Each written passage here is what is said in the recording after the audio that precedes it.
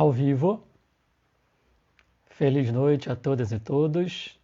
Quem está chegando por aí é a Mari Gomes, é o Murilo. Opa, Jailson já chegou também. Já fixei aqui o título da live de hoje. Move Live de número 40. Aos poucos a turma vai chegando e a gente vai dando início aqui à nossa Move Live de hoje. Deixa eu aceitar aqui o Jailson. Deixa eu ver se ele já está seguindo a gente. Já sim, aqui ó. Murilo, diga para mim se está fixado o título da live aí. Olha o Jailson por aí. Oi, tudo bem? Beleza, professor? Tudo bem? Tudo ótimo, boa noite. Boa noite. Conexão tá boa, hein? Quer dizer, né? Não vale nem a pena falar muito, porque de repente... Aqui Consegue tá me uma ouvir chuva bem? danada. Teu áudio tá ótimo para mim. E o meu, como é que tá Maravilha. por aí? Também, perfeito. Beleza. Aqui tá chovendo bastante hoje. A conexão deu uma falhadinha, mas por enquanto tá tudo bem. Que bom. Então deixa eu saudar o pessoal que está chegando aqui, Jailson. É o À vontade. Murilo e a turma que está chegando aí, que sempre acompanha a gente. A Mariana. Agora que eu fixei o título, não tinha conseguido fixar. Tá aparecendo para você aí o título da live? Hum, eu acho que não. É, eu estou tentando aqui, mas não estou conseguindo. Mas enfim, daqui a pouco eu consigo e... Sem problema. É, vou tentar mais uma vez aqui. Bom, vai assim mesmo, não tem problema, vamos lá, porque uma hora passa rápido, né? Nossa, a conversa vai Voa. longe. É. Jailson, querido, primeiramente, alegria te receber aqui no Move, para a Move Live de número 40. Já recebemos aqui vários professores nos ajudando aí no conhecimento. Recebemos o professor Daniel Braga Lourenço, os professores Fábio Oliveira, a professora também Luísa Chaves, e agora tem o professor Jailson aqui conosco. Estou fazendo os cursos com o Jailson de Direito Animal, de Estudos Críticos Animais. Tive acesso à tese do Jailson, que tem influenciado bastante aqui na minha vida, e é uma alegria recebê-lo aqui. Eu que agradeço, a generosidade sua. Estou aqui para contribuir e a gente ter uma conversa produtiva sobre o direito animal, né? E você já tinha ouvido falar alguma coisa aqui da gente? Já tinha recebido algo do móvel ou não? Sim, eu já tinha visto no Instagram, inclusive a divulgação de algumas das lives, acho que inclusive com o Fábio. Uhum, Eu vi também, o Fábio é sensacional. E já tinha visto, sim. beleza. Então, Jailson, o convite hoje é para falarmos sobre colonização e animais. E a sua tese é uma referência para isso. Já estou relendo, tá? Já estou relendo a sua tese, adorei, já estou me inspirando para escrever sobre ela. Submeti até mesmo um trabalho final de uma disciplina aqui do doutorado para o nosso professor, com a ideia de virar um artigo baseado nos conhecimentos que você trouxe na sua tese. Enfim, deixa eu te apresentar formalmente e vou passar as perguntas que descrevi aqui para você, mas vamos lá, vamos iniciar aqui. Então, para quem não conhece, Jailson, ele é doutor em Direito pela Universidade Federal da Bahia, ele é mestre em Sociologia pela Universidade de Coimbra, e ele é professor efetivo da Universidade Federal da Paraíba, e é coordenador também do Observatório de Bioética e Direito Animal da Paraíba, além de outras coisas. E ele tem experiência, então, em Direito, com ênfase em Direito Animal, em Bioética, em Estudos Críticos Animais, e em teoria decolonial e etnografia multiespécies. Mas, pessoalmente, diga para mim quem é Jailson, como que você se entende, enfim, fale um pouquinho aí de você, fique à vontade. Tá bem. Primeiro, eu queria formalmente agradecer o convite. Rafael. Estou muito feliz em estar aqui para a gente passar esse tempo discutindo essa temática que é muito cara a mim. É, e, bem, acho difícil, pessoalmente, eu acho difícil me definir ou até capcioso traçar um essencialismo do que eu sou, até porque isso termina sendo pela minha ótica, né? Não sei necessariamente se as pessoas me veem dessa forma, Uhum. mas eu acho que, no final das contas, eu sou uma pessoa que está inquieta com esse mundo e com as inquietações desse mundo. É uma pessoa que é atravessada pelos constrangimentos desse nosso tempo, né? E que tento conhecer e compreender tudo e que eu acho que no contexto que a gente vive é bem difícil isso, compreender o que é que a gente está passando.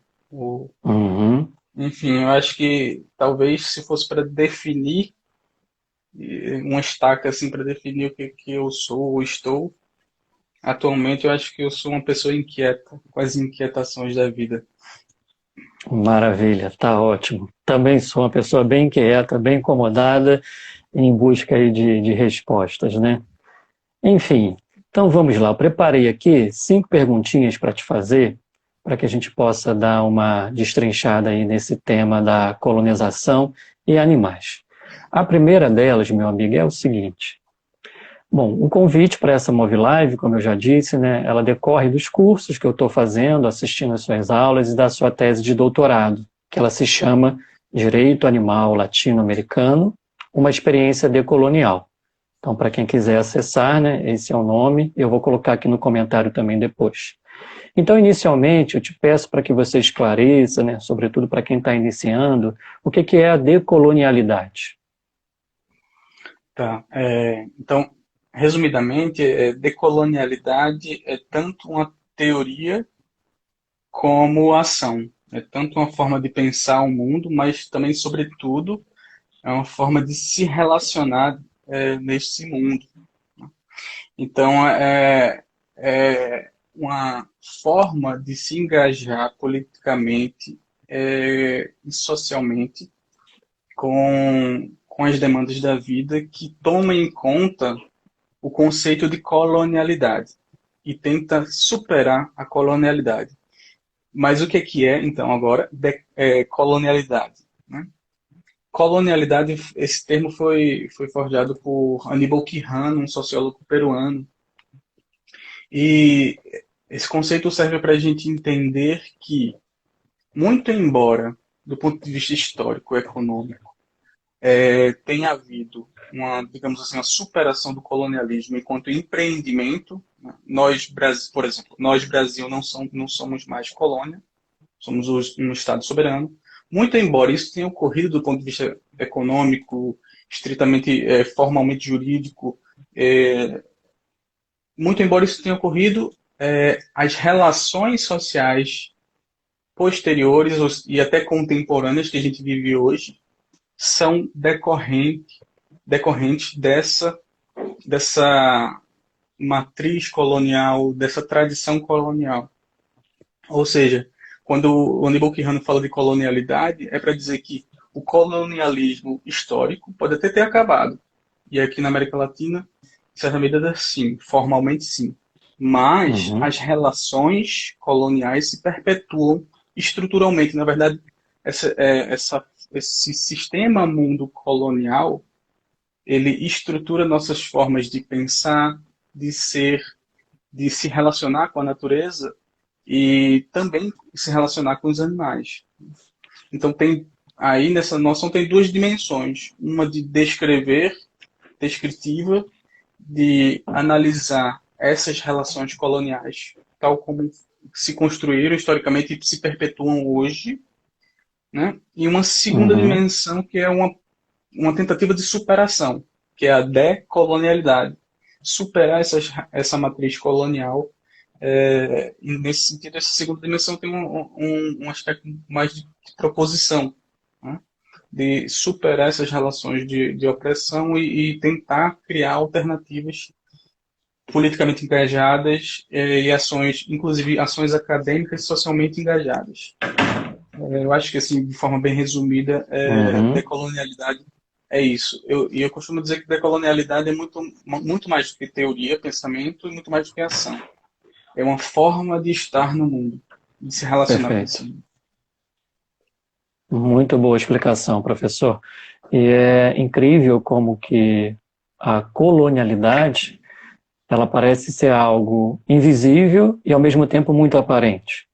Então, os nossos desejos, né, o nosso ser, o nosso saber, né, eles estão ainda muito influenciados por esse processo, né, colonial. E trazer isso à tona, dar visibilidade a isso, né, demonstrar os seus meandros e funcionamento é de extrema importância para que a gente se reconheça como colonializados, né, e, portanto, haja no mundo dessa maneira que você bem disse, né, buscando essa decolonização. Eu queria então te fazer uma outra pergunta, e quem tiver perguntas para o professor Jailson, coloque aí nos comentários que, se der tempo, a gente vai interagir com vocês também. Bom, na sua tese você detalha o que é essa matriz colonial, né, que ela, além de ocultar aí saberes humanos, ela relegou também aos animais, você escreve muito bem, que relegou aos animais, às entidades naturais, um estatuto de não existência, reificados, ou seja, uma inferiorização radical. Então, nos fale o quanto que essa matriz colonial ela afeta a relação humana com o não humano, com a nossa percepção, a nossa significação de humano, de animal, de natureza. E se puder, também traga alguns exemplos que fique mais tangível para a gente, né, essa matriz colonial e a relação estabelecida com os não humanos. Tá, perfeito. É, tá, para falar disso, a gente tem que pensar que quando a gente fala de colonialidade, a gente está pensando a partir de um marcador histórico bem específico. Quer dizer, eu parto de um marcador histórico bem específico, em 1492, dentre outras coisas, essa data inaugura o processo de invasão das Américas, né? Sim. As rotas transatlânticas, enfim. E, nesse sentido, a partir daí que a modernidade se constrói, e quando eu digo a modernidade se constrói, muito do que nós temos hoje, enquanto sociedade contemporânea, é tributário desse processo, né?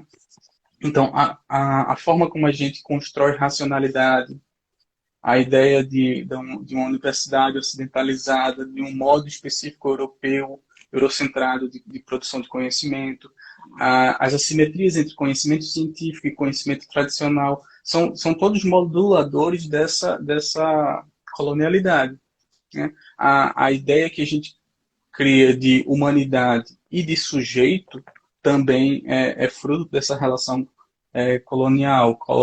A ideia de feminino e masculino, como a gente conhece hoje, é tributária disso também.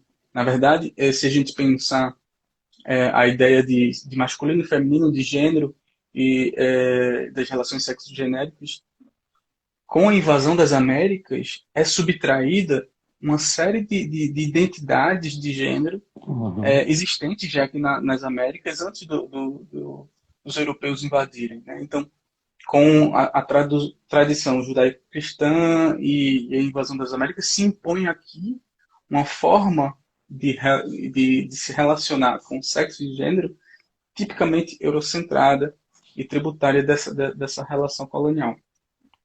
Além disso, dentre várias outras coisas, a relação com a natureza e com os animais também se impõe desde essa época de forma assimétrica. Se constrói uma ideia de humanidade como centro como centro do mundo, das nossas sociabilidades. Também, tanto é que quando a gente fala de relações sociais, primeira coisa que a gente pensa é humano. A gente nunca Uhum. pensa relações sociais inserindo outros animais. A gente não pensa relações sociais que, por exemplo, você tomar um banho de rio é uma relação social. Você está se relacionando com o rio e com todas as Uhum. entidades viventes que habitam aquele rio, né? Você não pensa nisso. Relação social só é humano com humano, né? Uhum. O mais imediato que a gente pensa. E isso é fruto dessa concepção de humanidade, né?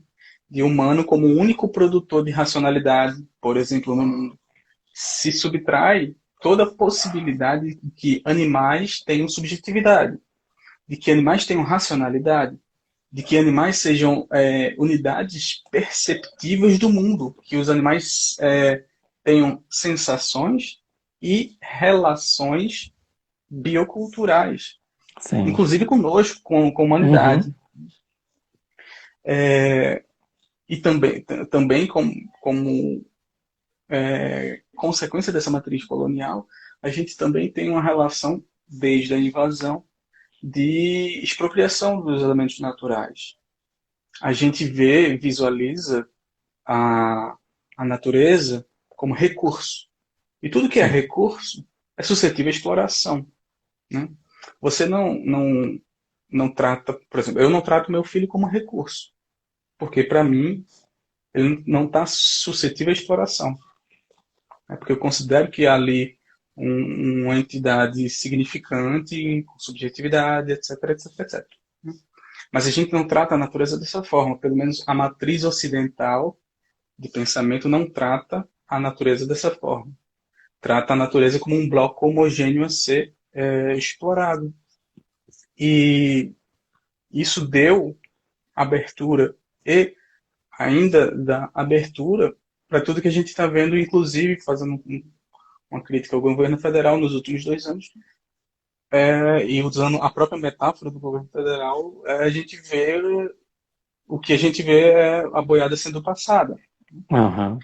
Porque ali não se visualiza que, na verdade, não é um bloco homogêneo chamado flora ou fauna, por exemplo, suscetível a ser tratado como recurso e ser explorado. Na verdade, o que é ali são relações bioculturais, são relações multiespécies entre uma multitude de viventes e não viventes que se relacionam. E quando você fala de, por exemplo, de uma queimada, como a gente está vendo no Pantanal, o que se queima não é só o corpo do animal, mas o que se queima são as relações que ele estabelece no seu ambiente Exato. com seus próprios, sua própria espécie e com outras espécies. O que se queima é a percepção de mundo, ou seja, a forma como aquele animal percebe e reage ao mundo, ou seja, o que se queima é relações Relações. bioculturais, Uhum. identidades que se queimam, que são extintas. Né? Em uma das suas aulas, você desenvolveu um pouco esse raciocínio, me impactou bastante. Você falando do antropoceno e como que as espécies extintas, na verdade, o que se extingue ali são relações realmente. Isso é muito forte, né? Isso faz a gente pensar nessas múltiplas relações que há no mundo natural. E quando a gente empobrece e reduz isso a recursos naturais, a meras coisas, commodities, a gente não percebe que há relações ali fundamentais à vida, né, que são extintas, né? Um modo de estar no mundo que é extinto. Então, assim, a gente extingue relações, não só corpos, né? Isso é muito forte. Até para, no caso aqui, o MOVE, que somos espíritas, nós acreditamos que há um espírito além da matéria. Há uma alma, né? Há toda uma essência espiritual que transcende a matéria e pré-existe a matéria. Portanto, a gente acaba afetando toda essa espiritualidade de uma relação de um ser ali, microscópicos, micro-organismos, anfíbios, répteis, etc. Então, quando a gente pensa nessa profundidade, vamos imaginar Brumadinho, vamos imaginar esses ambientes que foram ali, né, tão impactados e quantas relações ali foram afetadas, né? É muito impactante isso, muito mesmo. Sim, sim. Agora me faltou a memória o nome da filósofa, da autora, que ela fala sobre a extinção das espécies e de como o que se extingue ali, dentre outras coisas, é a percepção do indivíduo, né? Então, se a gente pega o exemplo de Brumadinho e de outros tantos danos ambientais, a gente tem que parar para refletir que a superação do dano ambiental, ou seja, recuperação, a noção de recuperação é uma falácia. Não se recupera relações extintas. A morte não se recupera nesse ponto de vista. O Uhum. indivíduo animal que veio a óbito não se restitui. Quando a gente pensa na restituição do dano ambiental a um cenário anterior, reflorestamento, etc, etc, etc, a gente apaga simplesmente todas as individualidades, humanas e não humanas, e além do vivente, que ali estavam. Então, não sei, um jacaré que ali habitava, ele é Uhum. um indivíduo, né? É como se falasse assim, matar um ser humano, para você ver como funciona o antropoceno e essa noção centrada no humano. Quando a gente faz essa operação mental com o humano, a gente tem outra reação. Se eu disser que Uhum. hoje vão me matar e amanhã vão me substituir por um outro Jailson, vão achar no mínimo aberrante isso. Jailson não se substitui, né? Mas aí, se for com os animais, aí tudo bem. Se eu matei um jacaré, depois eu jogo outro lá, tudo bem. Isso. Se eu derrubar uma árvore, amanhã eu coloco outra árvore e está tudo certo, né? E a gente não E, pensa nas relações. é, e uma coisa Pode falar. interessante nessa ideia de relações extintas é o seguinte: eu creio que a gente conhece muito pouco ainda da profundidade dessas relações. A gente pode ver com estudos técnicos de biologia, de tudo. Mas o que a gente conhece muito pouco, ignoramos muito ainda dessas relações. Então, acho que cada vez mais que a gente se aprofundar na multiplicidade dessas relações, mais pasmo ainda a gente vai ficar, né, e mais assustados com esse empobrecimento de extinção dessas relações. Porque as coisas são muito complexas, são muito profundas. Então, é uma coisa Sim, assim realmente impactante essa questão da extinção de relações.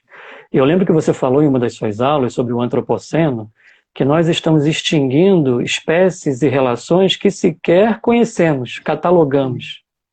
Olha só, né? sim. Se você olha para os dados científicos de projeção de quantidade de espécies animais e vegetais e a porcentagem, consequentemente, dessa expectativa de animais e vegetais catalogados, ou seja, catalogados que a gente conhece, a porcentagem é mínima. Então, existe um mundo, uma diversidade absurda que a gente não conhece. E ao não conhecer, nossas ações e impactos dentro da, da realidade do mundo faz com que essas espécies e espécimes, animais e vegetais, sejam extintas cotidianamente e a gente não vai saber disso. A gente vai sequer Uhum. conhecer isso. Eu me lembro que eu acho que na aula eu dei o exemplo do rato candango de Brasília, Sim. que foi uma espécie que na construção de Brasília foi uma espécie que se descobriu já extinta. Ou seja, a gente passa a conhecer a partir do momento que ela já se extinguiu. E ela se extinguiu por motivação antropogênica, ou seja, por razão humana, ou seja, a construção de Brasília. E de fato, é isso. Uhum. Então, o que você quis dizer com esse estatuto de não existência tem a ver, né, com essa extinção de relações, né, desse mundo Sim, multifacetado. inclusive com a consideração, com a falta de consideração, ou pelo menos a inferiorização da consideração, ao ponto daquela existência ser dispensável, né? E aí a gente fala mais especificamente, e olha que eu estou falando aqui de existência dispensável humana e não humana, porque isso acontece dentro Sim. da espécie humana. Nós categorizamos humanos que são relevantes, merecedores de proteção, e, Uhum. consequentemente, do outro lado, os humanos inferiorizados, e radicalmente inferiorizados ao ponto de serem considerados matáveis. Ou seja, quando eu falo que alguém Consumíveis, né? exatamente. Quando eu falo que alguém é matável, porque a sua morte ela é inconsiderada, ela é menor, ela não é importante, suficientemente importante, nem mesmo para o sistema e para o Estado. né? Se a gente for olhar para a taxa de resolução de homicídios no Brasil, mas isso é regra geral no mundo, é baixíssima. Então, há um fragmento de humanidade, que é a humanidade ideal, eurocentrada, que é protegida. E todo o resto é humanidade subhumana, ou então animalizada. Ou seja, Uhum. coloca-se esse fragmento de humanidade junto com os demais animais em condição de matabilidade, né? São os animais consumíveis. Por isso que quando a gente fala de indústria da carne, essas mortes são tomadas até nem como existentes. Por quê? Porque aquele corpo é considerado um corpo matável, né? E dessa matabilidade advém a inconsideração.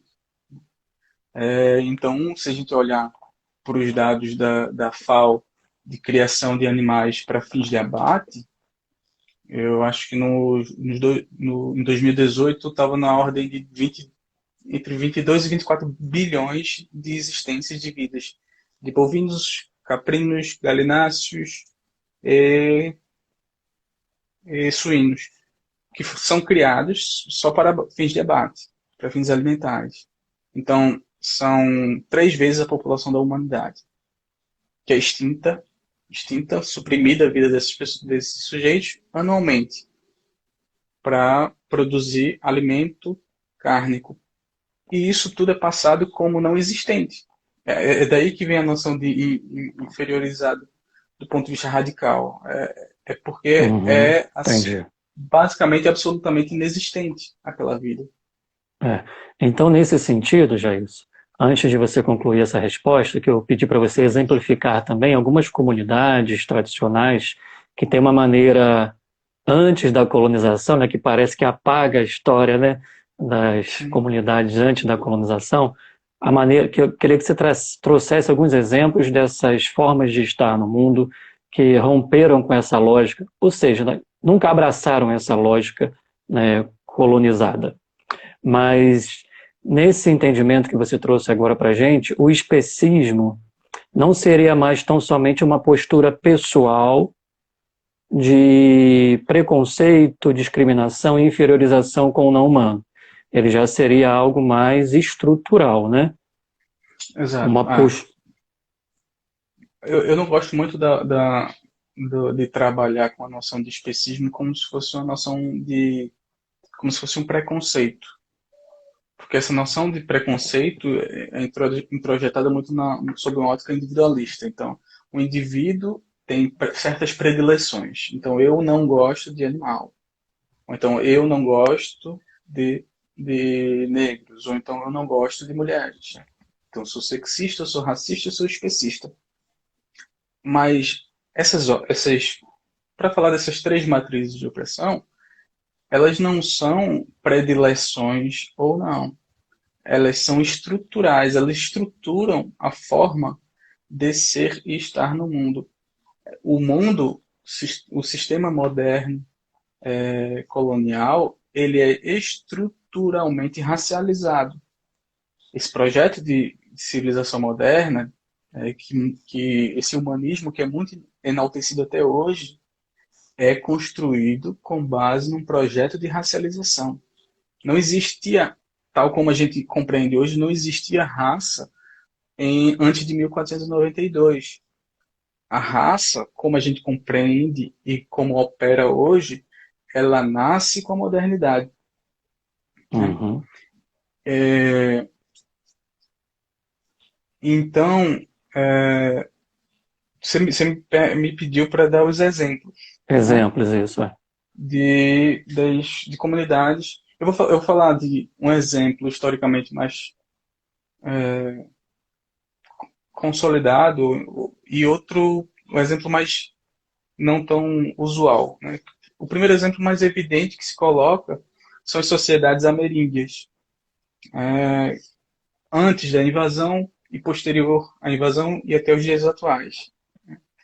As sociedades ameríndias das Américas, elas têm uma outra forma de se relacionar com a natureza e animais, que é totalmente diferente da forma moderna europeia eurocentrada e ocidental de relação natureza-humano, ou humano e demais animais. A forma moderna, típica, de se relacionar com essas demais entidades é de forma dicotômica. Então, de um lado, nós temos nós, civilização, cultura, humanidade, e do outro lado, os animais, a natureza e o estado de incivilização, né? Inclusive, essa dicotomia, essa separação, ela justifica, inclusive, um empreendimento colonial. Os que estavam Uhum. aqui são bárbaros, logo precisam ser civilizados. Ao ponto São de. inumanos, né? Incivilizados, né? Exatamente, exatamente. Então, é quase que um ofício de fé passar pelo processo de civilizatório, né? E aí você,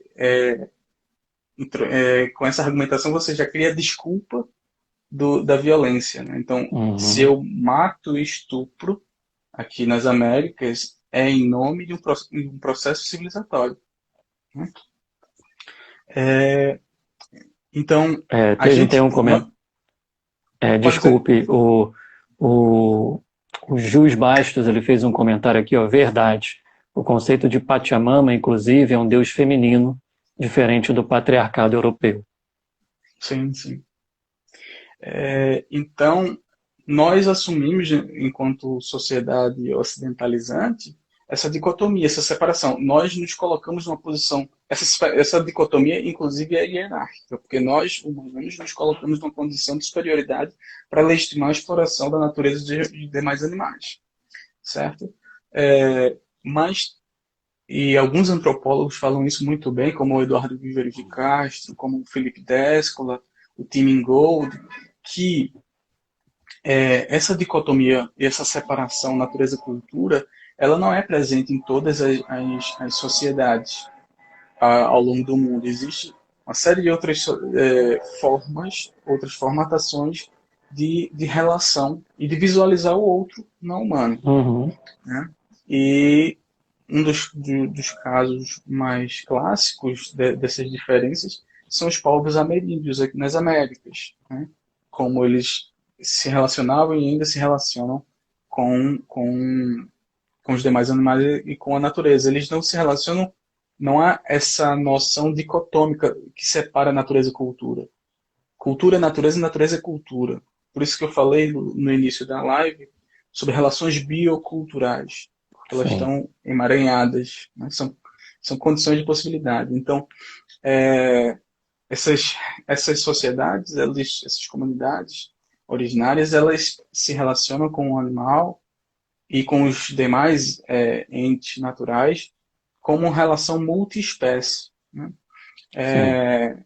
Existem até alguns exemplos em que os chamados xerimbabos, que são os filhotes dos animais que foram caçados, então pequenos macacos, cutia, etc. Pequenos animais que são levados à tribo e são cuidados pelas mulheres e pelas crianças. E esse cuidado multiespécie se dá até de forma que a mulher amamente esse animal. Então, Uhum. não há propriamente essa separação de espécie, como a gente taxonomicamente e modernamente colocou e impôs também, né? E note que isso também, essas relações multiespécies, ou a desconsideração dessa taxonomia rígida de espécies, ela existe inclusive em relações que o humano não está presente, de várias outras espécies animais, né? Então, esse mundo ameríndio é um mundo que se relaciona, com natureza e demais animais, sem haver essa dicotomização e hierarquização, humano frente Uhum. à natureza. Um exemplo que eu estava pensando também, que eu acho bem interessante, para pensar a superação dessa lógica colonial e capitalista, são os arranjos agroecológicos e agricultura familiar, contemporaneamente. E aí pensando também a agroecologia como estratégia de luta, como movimento social, Uhum. por justiça socioambiental e como experiência de agricultura alternativa. Aqui na Paraíba a gente tem as chamadas Sementes da Paixão, que são bancos comunitários de sementes. Pequenos produtores, baseados em agricultura familiar, guardam sementes e nesse banco e também transacionam sementes crioulas, sementes nativas. E com isso protege, obviamente, e mantém a biodiversidade do local. Então, guardar a semente, ela na verdade é uma tradição, é uma tradição que permite preservar memória, identidade dos locais e contribui para a permanência e fortalecimento da soberania alimentar. Sem contar também que garante a biodiversidade local. É, e isso é totalmente um modelo de agricultura que vai passa totalmente longe daquela noção de que Uhum. agro é tudo, agro é pop, enfim. Passa distante demais, que bom, né? Preserva, alimenta e enfim, né? E uma outra pergunta que eu te faço, você já até respondeu um pouco, de que maneira então esses saberes e cosmovisões do Sul, historicamente subalternizados e inferiorizados, eles podem contribuir nessa relação humana-não humano, né? No rompimento com essa dicotomia. Você já falou um pouco disso, se quiser falar mais, beleza. E uma outra coisa, né, que você citasse exemplos desses modos de estar no mundo não capitalistas, que não seguem essa lógica da modernidade. Era a pergunta que eu ia te fazer, mas que você já respondeu. O Jorge Schumann, que é um companheiro que está fazendo as traduções para a gente do MOVE para outras línguas, ele fez uma pergunta aqui, eu não sei responder, vamos ver se você sabe. Queria saber se os Urus, civilização que mora sob o lago Titicaca, pode ser considerado dentro dos grupos ameríndios. Eu não sei responder. Geralmente, quando a gente fala de povos ameríndios, a gente está falando basicamente da América Latina, às vezes do México para baixo, né? Então, sim. Sim, nesse caso sim. Na verdade, é um rótulo genérico, né? Que inclusive pode até ser criticado, né? Porque sobre parte do pressuposto que povos ameríndios é algo homogêneo, quando não é. Há uma pluralidade. Só que Uhum. dentro do Brasil existem mais de 300 línguas faladas, existem línguas de sinais, mas a gente reduz tudo isso à inexistência, porque o que existe é a única língua oficial, que é o português. Então, eu falo povos ameríndios, mas tendo essa preocupação de que É uma falar de pluralidade. povos ameríndios, exato, é falar de pluralidade, exato. Uhum. Te pergunto também, Jailson, o seguinte: a sua tese ela foi publicada antes da pandemia, né? A sua pesquisa antecede a pandemia que a gente está vivendo esse ano. E agora, vivenciando essa pandemia, você tem feito reflexões aí sobre o que você escreveu relacionado ao momento atual? Eu gostaria que você conjugasse o momento atual com a sua tese, com a colonialidade dos animais não humanos, com o antropoceno, né, o capitaloceno, enfim, né, essa disruptividade com essas heranças coloniais. Então, é quase que impossível não pensar na pandemia, né? E a tese eu defendi, acho que foi abril ou maio do ano passado, né? Mas com a pandemia, na verdade era um movimento que eu já tinha, já vinha pensando, aprofundando as discussões sobre relações multiespécies com o que eu chamo de micromundos, que é pensar não só, quando a gente pensa, por exemplo, direito animal, ética animal, ou então relações multiespécies, a primeira coisa que vem à mente é relação do humano com grandes animais, grandes primatas, cavalo, cachorro, gato, etc. Mamíferos em geral, geralmente é o norte. Mas uma coisa que passou a me intrigar nos últimos anos são as relações que nós estabelecemos com o mundo que é invisível. ou invisibilizado, e com os mundos que habitam o nosso próprio corpo também, ou seja, Uhum. as relações multiespécies com os micro-organismos, né? Que também é outra coisa que é estereotipada, e a pandemia traz vários estereótipos. Um deles é de que os micro-organismos são essencialmente ruins, ou estabelecem relações deletérias com a humanidade, quando não é São os verdade. vilões. Nós, Uhum. exato, os vilões. A nossa existência, nosso corpo só é corpo e só consegue persistir nesse mundo porque existem bactérias. Porque nós estabelecemos relações com elas que são positivas. E isso se estende também para o mundo extracorpóreo, para fora do nosso corpo e as Sim. relações que nós estabelecemos com elas. Mas também, obviamente, tem as relações que são deletérias, como a do vírus. E a pandemia está aí para contar a história.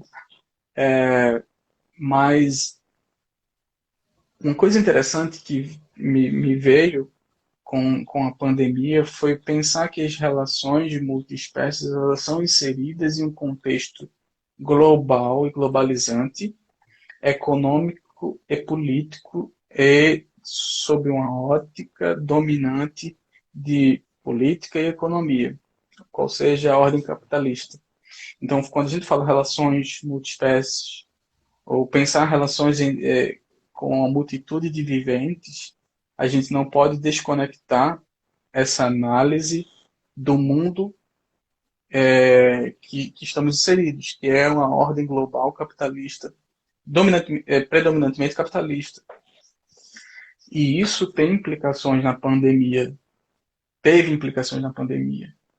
Mas se a gente pensasse assim, fizesse um exercício mental, tá? Hoje não existe globalização, hoje não existem aviões, não existem rotas transatlânticas, etc, etc. O que existe cada país na sua.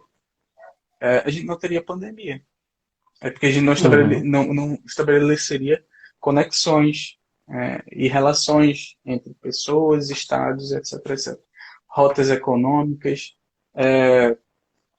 Então, quando a gente pensa na potência pandêmica, ela está inserida como potencialidade por conta das relações que estabelecemos entre humanos e não humanos no contexto global e capitalista. E aí é Uhum. que se insere, por exemplo, o sistema internacional de produção de carne.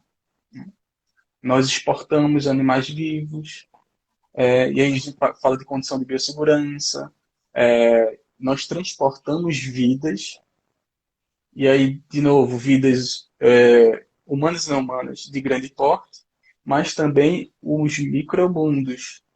Os micro-organismos também são transportados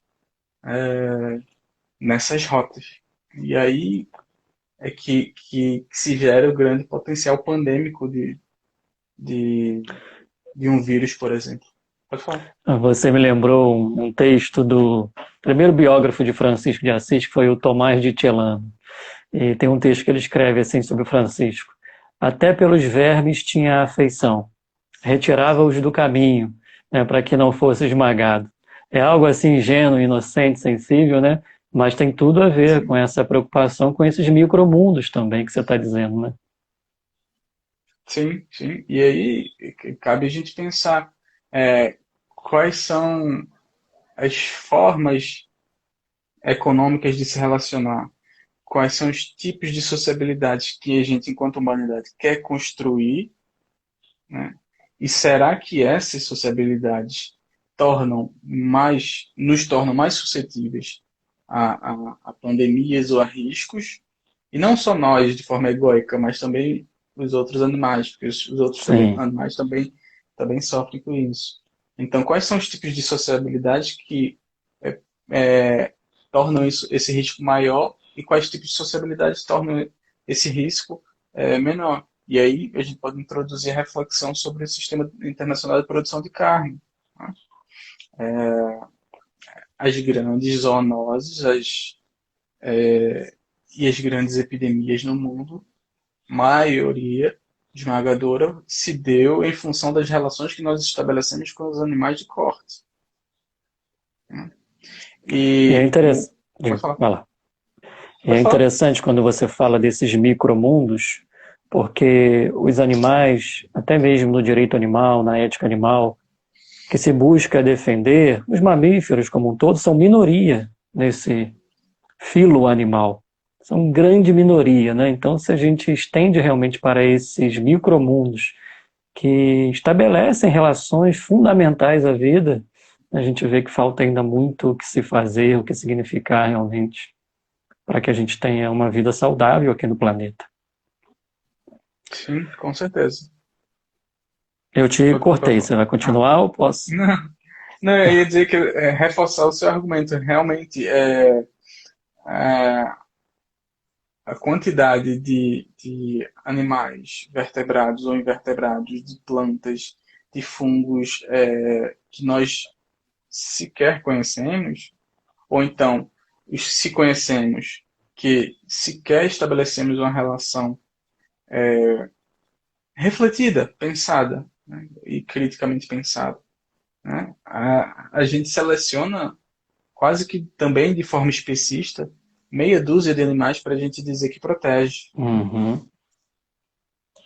É verdade. Você até citou uma coisa no seu curso de estudos críticos animais que muito me marcou também, que foi a questão da defaunação no antropoceno, que deve estar relacionado também com a questão dos micromundos, né? Porque não são só extintas as relações e os corpos físicos dos animais maiores, mais protegidos, mas também, né, todas essas relações micromundos aí também. E uma frase marcante que eu anotei lá do seu curso foi a seguinte, a da Dana Haraway. Você trouxe para a gente aquela frase quando ela diz que neste momento a Terra está cheia de refugiados, humanos e não humanos, e sem refúgio. Exatamente.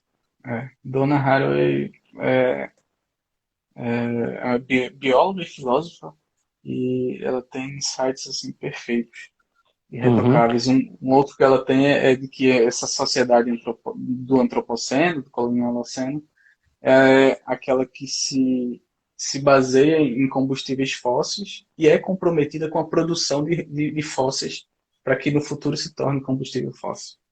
Né? é antropogenicamente controlado essa Exato. destruição, né? Uma outra pergunta, meu amigo, é a seguinte. Vamos lá. Deixa eu pegar a pergunta de alguém que falou aqui. Deixa eu ver. Ele faz uma pergunta para você, o Jus Bastos de novo. Ele diz, o convidado Jailson acredita que o desmatamento adjudica as pandemias?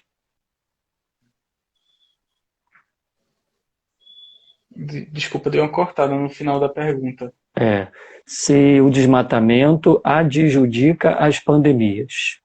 É a pergunta dele. Tá. É possível que sim. Você pode dizer que sim, e por vários motivos, mas um que talvez seja mais simples e uma boa metáfora para se pensar isso é que cada vez que se desmata o mundo, digamos, humano, esse mundo da devastação humana, ele vai se encontrando com um pedaço desconhecido de natureza. Uhum. É. E aí ele não vai se encontrando somente com árvore e desmatando árvore. Ele vai desmatando o mundo, todo o mundo biocultural que é ali. Inclusive com passa a se relacionar com os micro-organismos. Há alguns relatos, inclusive mundiais disso, de conforme se ia desmatando determinado local ia eclodindo alguma pandemia, alguma epidemia, perdão, específica. Acho que Uhum. teve um tipo de ebola na África que aconteceu exatamente por isso. Não me recordo agora qual. Uhum. Mais uma pergunta para você, Jailson, é a seguinte, na verdade é um pedido que você já entre nas reflexões finais aos interessados aí nesses saberes decoloniais, na transição para o veganismo, enfim, de que modo a gente pode decolonizar os nossos desejos e saberes e estar no mundo de uma maneira menos violenta com os demais seres e contribuir com a mudança dessa estrutura colonial que traz heranças tão graves ainda à nossa sociedade, humana e não humana, né? Tá. A gente pode pensar o prato de comida como um espaço decolonial também, né? A gente, e ao pensar isso, o que eu estou dizendo é que se alimentar é um ato, pode ser visto como um ato político, né? Politizar a alimentação significa você compreender não só o que é aquilo ali que você está comendo, o que já foi um dia esse alimento que você está comendo, mas também a cadeia de produção, né? Uhum. Quem ela afeta, como afeta, e também os modos de produção da comida, né? Quem faz a tua comida, em que espaço, né? Se há um espaço de racialização na produção da tua comida, se alimentar, ou a tua alimentação, se a tua alimentação agudiza ainda mais relações coloniais ou não. Então, pensar um prato de comida como um espaço decolonial é pensar nesse engajamento político que visualiza a procedência do alimento, o que é alimento, o que pode se tornar alimento ou não no teu espectro ético, né? Você pode considerar que animais não podem se tornar, não podem ser fatiados e se tornar pedaço de carne, né?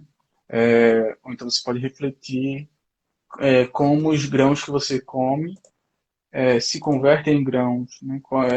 E aí a gente fala do agronegócio, de inseticidas, enfim, uma série de questões, né?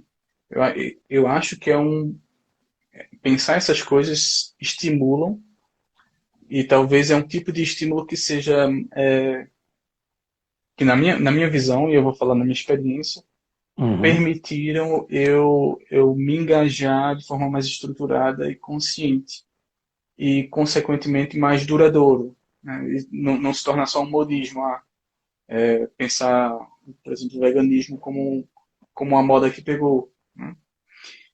Então, quando a gente vai se conscientizando, trazendo cada vez mais reflexão dentro do prato, talvez a gente consiga se construir de uma forma alternativa, menos violenta com o humano, com as relações laborais opressivas que esses humanos experienciam cotidianamente, e com outros animais que também alguns experienciam relações laborais opressivas para que tua comida esteja no teu prato, e alguns mesmo se convertem em comida para que você come, né?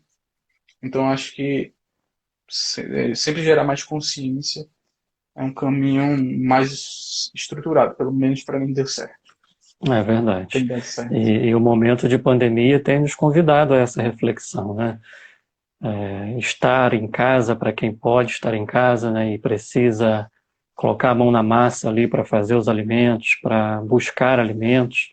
Então, é um momento muito importante para que a gente faça essas mudanças e essas reflexões realmente transformadoras. Diga. E já aproveitar que você falou disso, é, para quem pode, obviamente, nesse período, aproveitar essa oportunidade de conscientização e de reflexão para dar suporte à agricultura familiar, agroecológica, que também no final das contas, quem de fato alimenta o Brasil, né? Não É é o verdade. produtor de soja que está desmatando a Amazônia, na verdade. Até Eu porque o faço até brasileiro, uma, via de regra, nem come soja.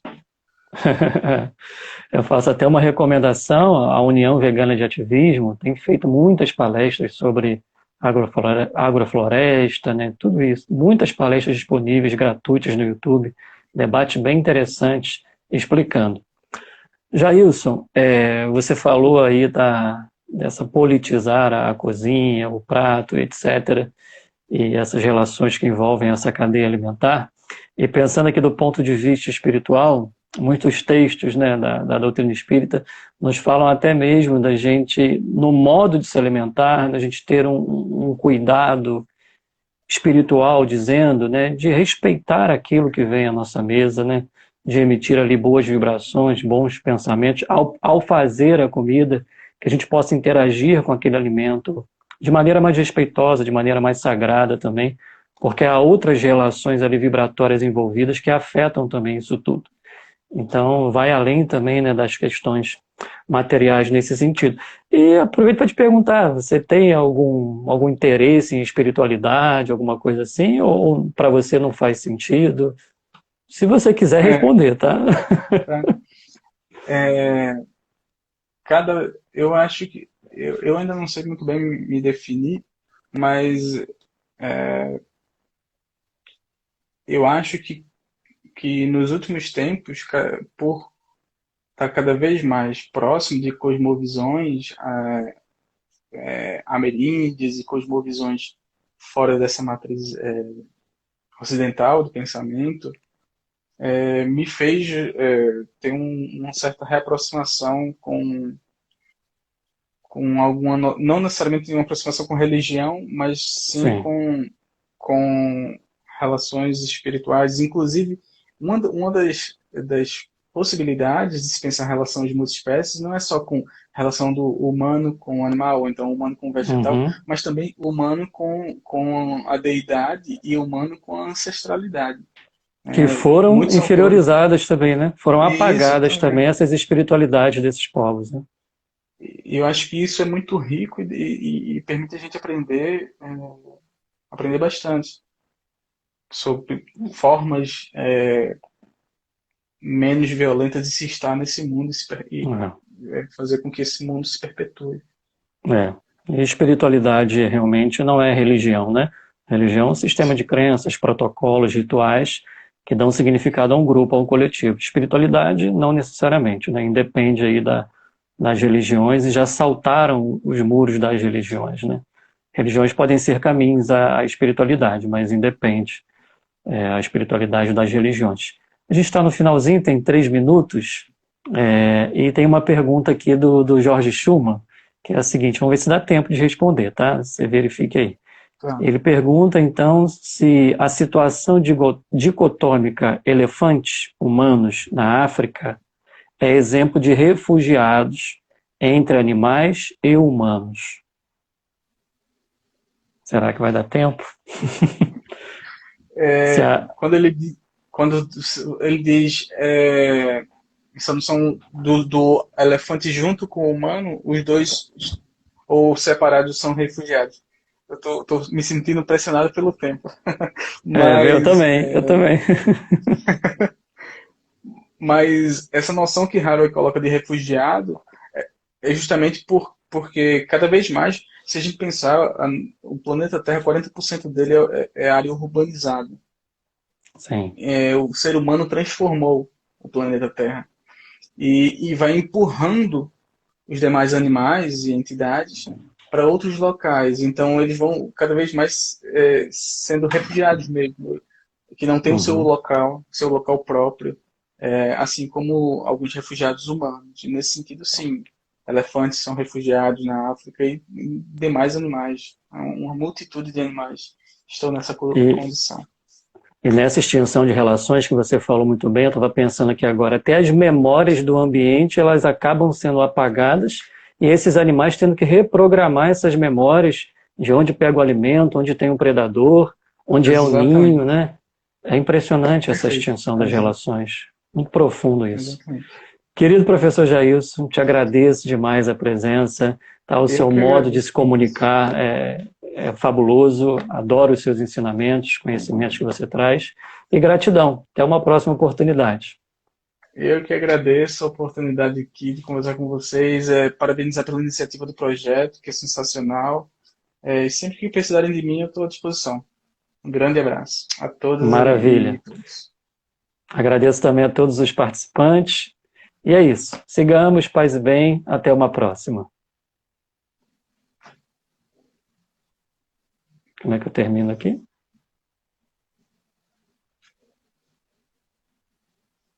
5 segundos, vai acabar sozinho.